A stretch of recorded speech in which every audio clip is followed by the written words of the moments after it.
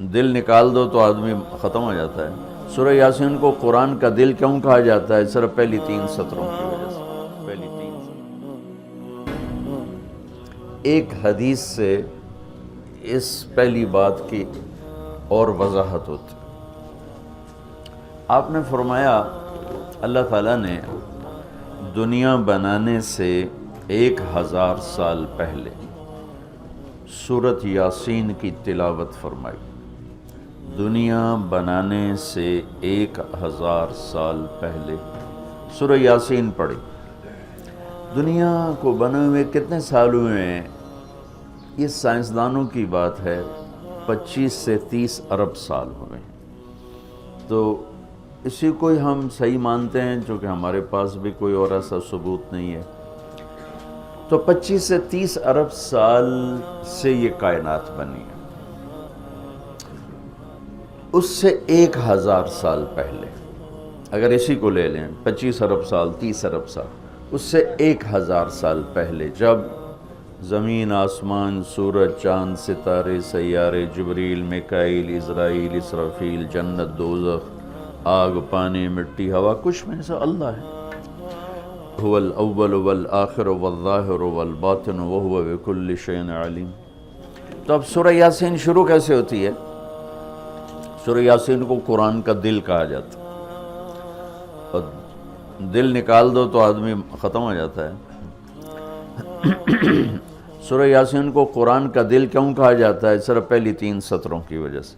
پہلی 3 سطروں کی وجہ، کیونکہ یہ پہلی 3 سطروں کا جو مضمون ہے پورے قرآن میں اور کہیں بھی نہیں ہے، صرف یہی ہے۔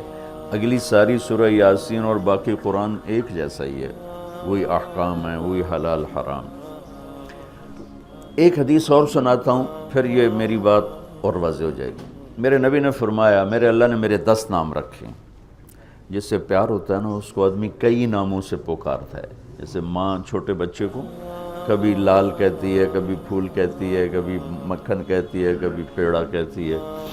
تو وہ محبت زیادہ ہوتی ہے تو صرف اسلم کہنے سے وہ محبت پوری نہیں ہوتی، تو پھر اس کو کئی نام دیتی ہے، مختلف نام دیتی ہے۔ تو میرے نبی نے کہا، میرے اللہ نے میرے 10 نام رکھے ہیں۔ میں محمد، احمد، ماحی، حاشر، عاقب، فاتح، خاتم، ابو القاسم، طٰہٰ، یاسین۔ یاسین، میری بات ذہن میں رہے گی، یاسین، ٹھیک، میرے نبی کا نام ہے۔ طٰہٰ میرے نبی کا نام ہے۔ یاسین، اس کے علاوہ مزمل، مدثر، شاہد، مبشر، نذیر، داعی اللہ، سراج منیر، عزیز، حریص، رؤوف، رحیم، رحمت للعالمین، بشیر و نذیر، یہ سب قرآن پاک میں نام ہیں جو میرے نبی کو اللہ تعالیٰ نے عطا فرمائے۔ اس میں ایک نام ہے یاسین۔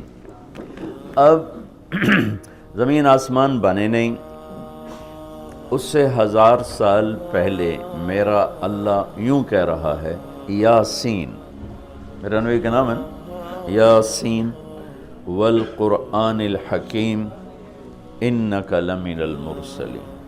یاسین، مجھے قرآن حکیم کی قسم، آپ میرے رسول ہیں۔ کوئی سامنے کھڑا ہوا ہے، موجود ہے۔ اگر کوئی سامنے نہ ہو اور صرف خبر دی جائے کہ ایک میرے رسول آنے والے ہیں، پھر قرآن ہوتا یاسین والقرآن الحکیم انہو لمن المرسلین۔ وہ ایک آئے گا، وہ میرا رسول ہے، وہ آ چکا ہے، وہ سامنے ہے، اور اللہ ان کو دیکھ کے کہہ رہے ہیں انک لمن المرسلین، آپ میرے عالی شان رسول ہیں، علی صراط مستقیم، اور آپ سیدھے راستے پر ہیں۔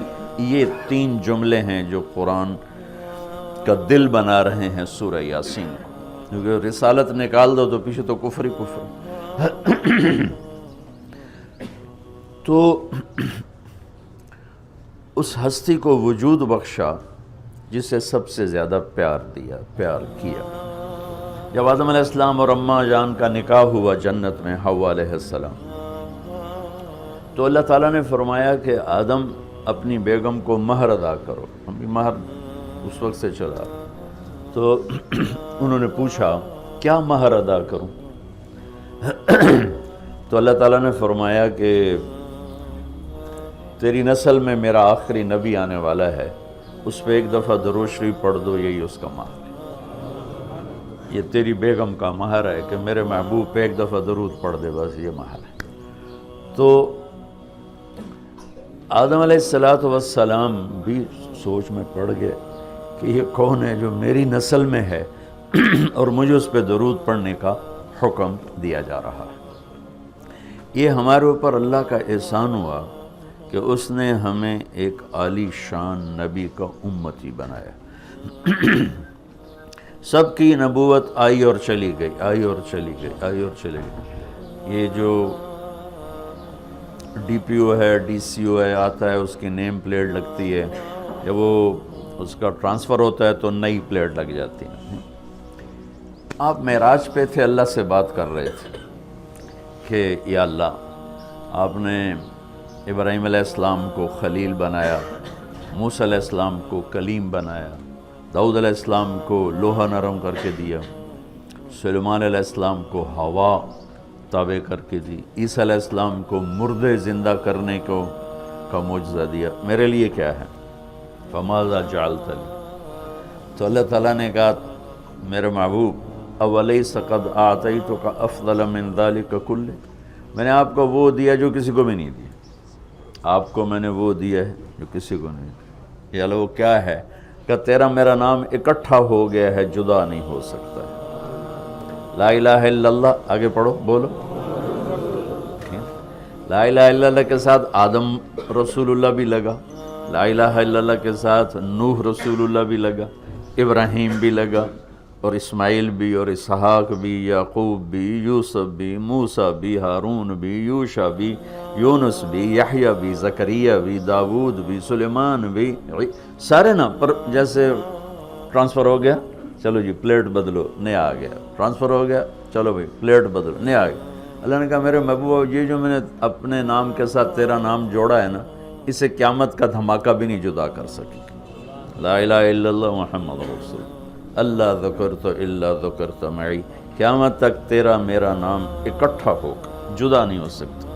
پھر اللہ نے بڑی خوبصورت مناسبت پیدا کی، اللہ کے لفظ میں نقطہ کوئی نہیں، محمد کے لفظ میں نقطہ کوئی نہیں، ٹھیک، احمد کے لفظ میں نقطہ کوئی نہیں۔ علماء کہتے ہیں کہ جو نقطے والے حرف ہیں وہ کمزور ہیں، چونکہ وہ نقطے کے محتاج،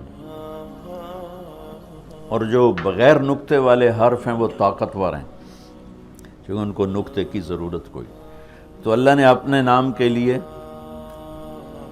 کوئی نقطے والا حرف نہیں، اپنے حبیب کے لیے دو نام قرآن میں آئے، محمد و احمد، کوئی نقطہ نہیں۔ دوسری مناسبت، اللہ کے نام میں 4 حرف ہیں، الف لام لام ہا، 4۔ محمد میں اللہ نے 4 حرف رکھے، میم ہا میم دال۔ احمد میں اللہ نے 4 حرف رکھے، الف ہا میم دال۔ تو اللہ نقطہ کوئی نہیں، محمد احمد نقطہ کوئی نہیں، اللہ 4 حرف ہیں، محمد اور احمد 4 حرف ہیں، یہ 12 ہو گئے۔ جب اللہ نے کلمہ جوڑا لا الہ الا اللہ محمد رسول اللہ، تو لا الہ الا اللہ میں بھی 12 حرف ہیں اور محمد الرسول اللہ میں بھی 12 حرف ہیں، اسے طول کے ہمیں دیا۔ تو اللہ تعالیٰ نے فرمایا کہ میرے محبوب، آپ کو میں نے وہ دیا ہے جو کسی کو بھی نہیں دیا، کہ قیامت تک آپ کا نام میرے نام کے ساتھ جڑ گیا ہے، اور اب مجھ تک آنے کا کوئی راستہ نہیں سوائے آپ کی غلامی کی۔ جو اللہ تعالیٰ ہمارے شاعر کی بخشش کرے کہ محمد سے وفاتوں نے تو ہم تیرے ہیں، یہ جہاں چیز ہے کیا لوح و قلم تیرے ہیں، کیا خوبصورت سارے اسلام کو ایک شعر میں بیان کر دیا۔ تو اللہ تعالیٰ نے ہمیں جناب رسول اللہ صلی اللہ تعالیٰ علیہ وسلم کی نبوت دی، پھر اللہ نے آپ کی نبوت کی پر ایسی حفاظت فرمائی کہ کوئی چیز آپ کی ادھر ادھر نہیں ہونے، کوئی چیز۔ زندگی میں جس چیز کو میرے نبی نے یوں ٹچ کیا ایک دفعہ، اللہ نے اس کو بھی محفوظ کر دیا ہے۔ 1439 سال ہو چکے ہیں، آپ کی زندگی کی کوئی چیز غائب نہیں ہے، محفوظ ہے، قرآن کی طرح، لوح محفوظ کی طرح۔